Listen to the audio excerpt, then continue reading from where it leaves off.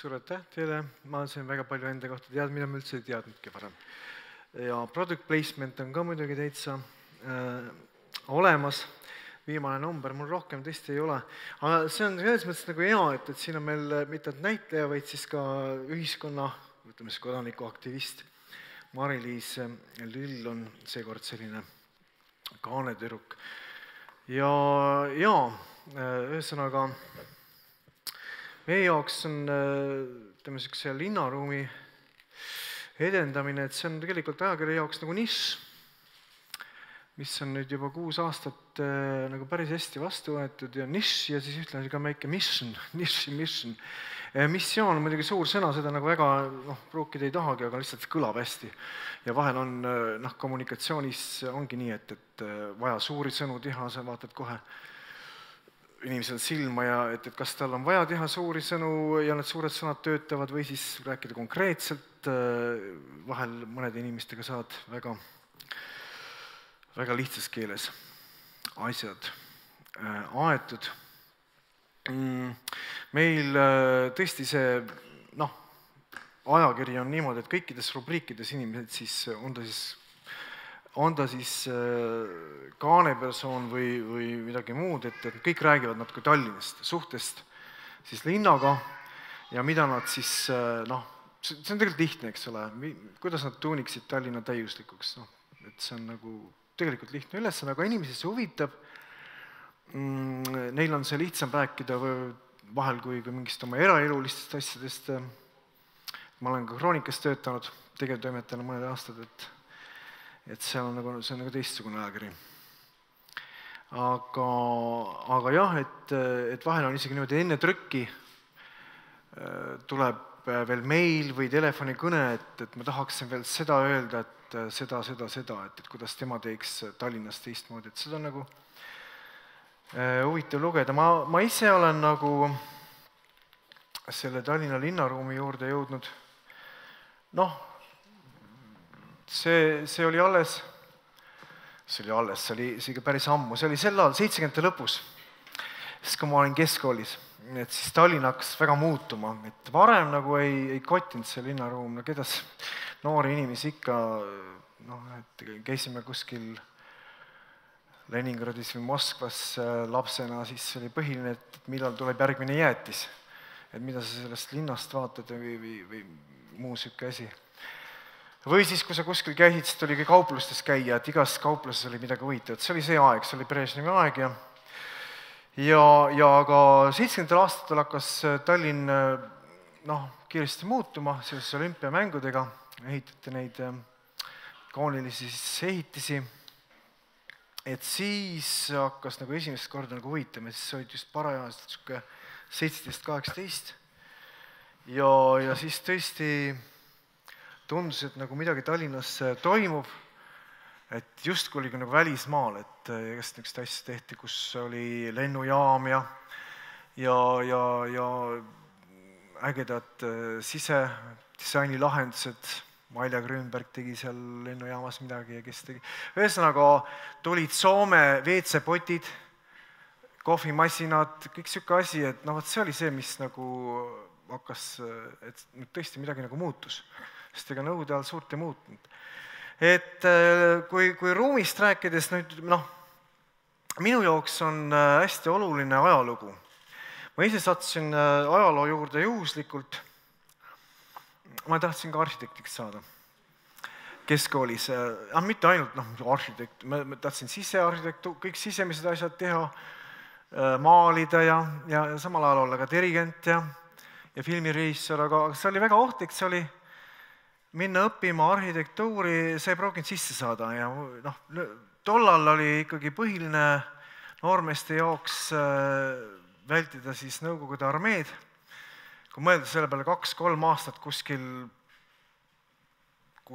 ja eemal, eks ole, mingist muusikast, filmidest, inimestest, see oli absurdne.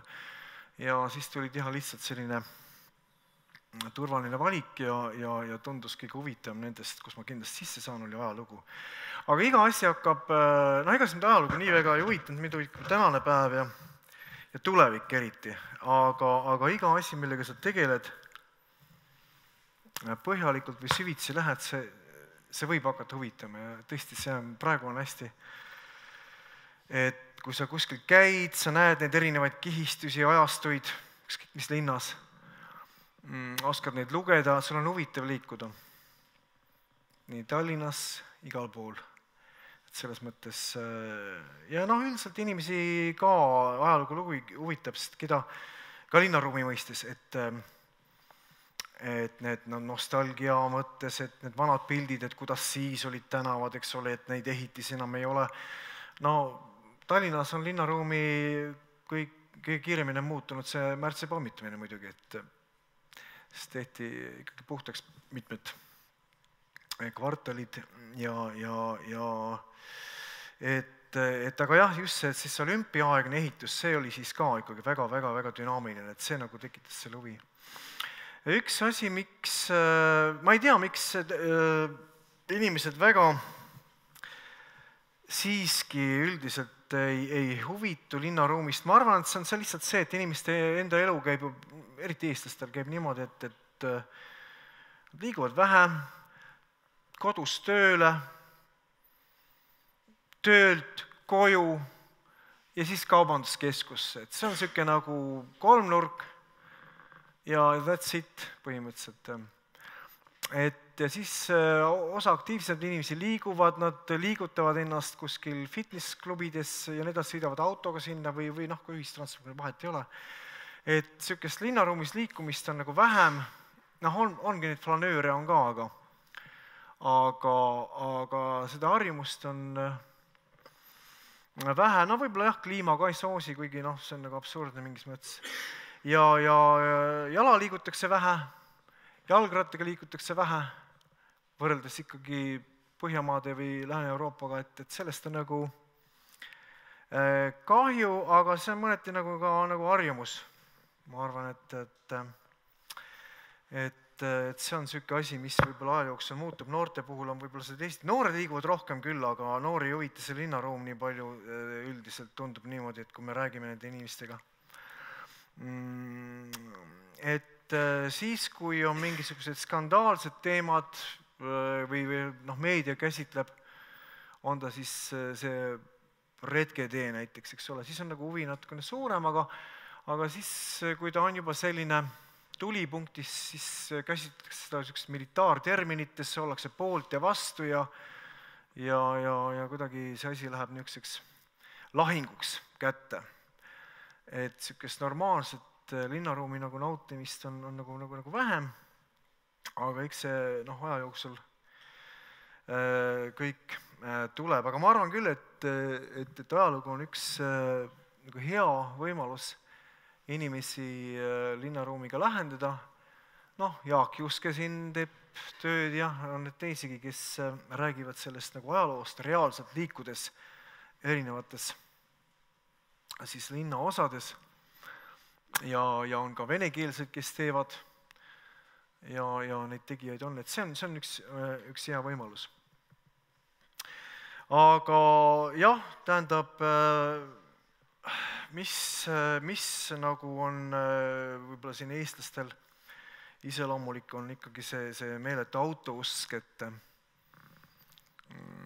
mis on ka mõneti siin nagu arusaamatu, on ikka veel staatussümboli seisus, et loomulikult me oleme nendest kõikidest hüvedest võib-olla omal ajal niivõrd eemal olnud ja nüüd siis, auto on ka suhteliselt, nagu öeldakse, affordable, eks sa saad seda ka lubada, aga seda ma ka väsimatult kuidagi siin nagu ka ajakirjas üritame nagu tuua välja, et niisugune kesklinna või südalinna niisugune autostumine, et see nagu peaks nagu lõppema. Mingeid asju tuleb tuimalt taguda. Eesti inimesel on see on püha asi, auto on ikkagi jätkuvalt väga püha asi. Isegi Hipstervillis on ju, tänavad on täis autosid. Et see on, relvad oleks ka, kui relvad oleksid rohkem, ma usun, et see on nagu ameerikalik natuke dimensioon meis, et vaba inimese jaoks on auto ja relv ikkagi see oluline asi. Aga jah, ütleme, sest et võib-olla noorem põlvkond saab sest nagu autondustumist nagu rohkem lahti. Nii, aga jah, ühesõnaga me ei ole päevapoliitikaga, ei tegele, aga nagu see tulised teemad peavad ikka olema. Ausalt öeldes see kodanikuaktivism, see on küll väga oluline, et ma ise mõtlen, et kus kohas need inimesed peaksid ammutama seda ikkagi jõudu jätkuvalt, et see oleks jätkusuutlik see tegevus, et seista vastu, ütleme, sellistele nii-öelda lahedatele projektidele, nagu see retketee on, mis on kohutav. See Kalaranna tee on ju täielik kuritegu, mis siin linnaruumis on, et ta ei olnud veel hullem, see oli ka ikkagi tänu sellele, et inimesed ikkagi astusid selle vastu ja see on nagu asfaldi ja betooni alla maeti sisuliselt ikkagi niisugune unikaalne keskkond, mis seal oli, et see on, Lasnamägi toodi siis siia mere äärde põhimõtteliselt.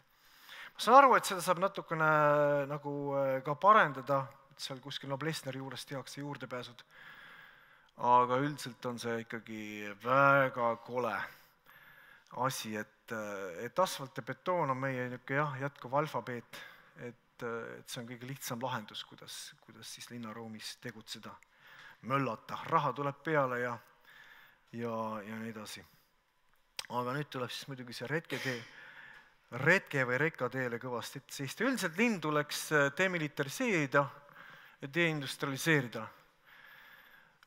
Ka mere äärest peaksid kaduma need meie mereväelased siin, kogu see sadam tuleks tööstusest puhtaks tõmmata, kogu see mere äär.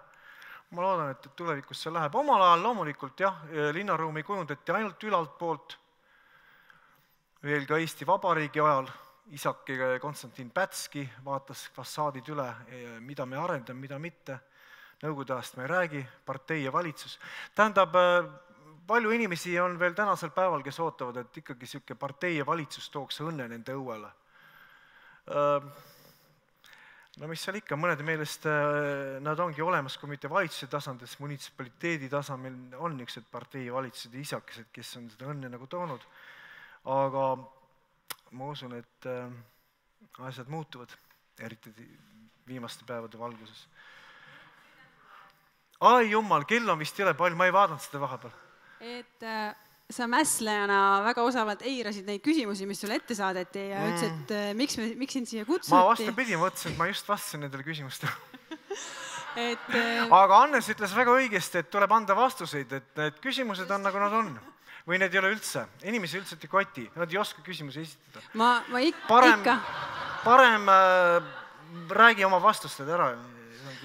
Aga ühe ma ikkagi küsin, siis sa ise vaatad, kas sa vastad või mitte, et sina kui ajakirjanik ja tegelikult sellise suhtekorralduse kaudu, et luuakse ka väga palju ruumi ja seda, kuidas me ruumist aru saame elukeskkonnast üldse nendest teemadest, et sa ühe nipi juba andsid, et tuleb kogu aeg nagu korrutada, tuimalt seda sama juttu ajada. Tavaliselt võtted, jah. Aga mida veel või kuidas seda ruumi luua, et miks teised ajakirjad siis ei tee seda, mida Puls teeb? Samal ajal väike remark, Lamborghini proovisõidud on ka teil kirjeldatud seal? Jaa, ei no muidugi, see on siuke promo, igaüks näeb, mis asi siin on promo ja mis ei ole, et see on nagu üldiselt selgesti eraldatav, et keegi peab kinni ka maksma selle asja, mis siin on. Et see on tasuta ajakiri. Et siin ei ole nagu küsimust, et no nii ongi. Aga see on nagu tore, et siin on nii palju rahvast, et oleks mu ajaloo loengutel ka nii palju rahvast, et me räägime kogu aeg ajaloost, Tallinna linnaruumist. See laupäev näiteks räägitakse muistsetest ja siis keskaja teedest, mis Tallinnasse tõid, mis tõid kuni Liivis. Sorry, teile küsimus, et kas on veel mingid nippe ja trikke, kuidas seda ruumist armastust kommunikeerida või? Jaa, aga need ongi põhilised, sest et kuidas sa pead rääkima mingeid lugusid ja ajalugu on üks kõige kindlam ausalt öeldes, noh muidugi, jaa, ma arvan, et ajalugu on kõige parem viis, noh. Aga see ei ole fetišeerimine, näiteks mina teen ka päris palju selliseid nagu asju, ruumihariduslik programm Linnalaboris on linnaretked ja siis me alati nagu disainime neid võimalikult seksikaks, et lähme kuhugi sisse, kuhu muidu ei saa ja see on teadlik positsioon. Aga noh, samas tehes seda kuidagi nagu endal muutub asi jube kähku igavaks. Ongi nii. Ma ei ole kohanud ausalt sükest asja, et mul nagu igav tekib või kuulajatel tekib igavuse moment, et sükest asja nagu esine. Ei, ma vaatasin siin ka, tähendab, Arsenali ümber siin on plakatid räägitud, et kuidas see ajalugu on, aga inimesed need ei loe muidugi. Et see asi nüüd päris nii ka ei käi, et sa paned plakati üles ja inimene tuleb ja uurib silmad punnis. Aga see on nagu mingi uus võte, vaata uusarendust ümber pannakse ka niisugused plagud ja mingid suvalised arhiivifotod ja tundub siuke nagu... Ma ei tea, kui suvalised on, aga isest on see okei, aga noh, see ei tööta jah alati, et inimesed ei tule niimoodi ja nagu vaatavad, võib-olla nad vaatavad, kuidas ma välja näen selle klaasi peal, eks ole. Aga vaevalt, et nad loevad seda jura, mis siin on kirjutatud, mis tegelikult on täitsa huvitav, aga noh, see ei toimi nii, jah. Üldiselt plakatid ja niisugused kirjad ei toimi. Lihtsalt aga need lood, neid vajavad kõik, kes tahavad midagi müüa, vajavad lugusid, eks ole, me teame. Ja ajalugu on väga hea, muidugi ausalt palju Tallinna kohta on ka õudselt palju nagu legende ja enamus neid legende on absoluutselt väljamõeldised igast, et lõpuks lihtsa inimese jaoks võib-olla, ma ei tea, see on nõme, aga et ei ole nagu ka vahet, aga jah, mingid lugusid peab olema. Aitäh, Tõnu! Jaa. See oli peaaegu nagu performance selles osas, et... Ma ei kuulnud küll, mis sa ütlesid, aga ma arvan, et sa vist kiitsid mind ka. Ja ma kiitsin, ütlesid, et see oli nagu performance selles osas, et kui sa istud ja kuuled inimest, kes arvab midagi ruumist.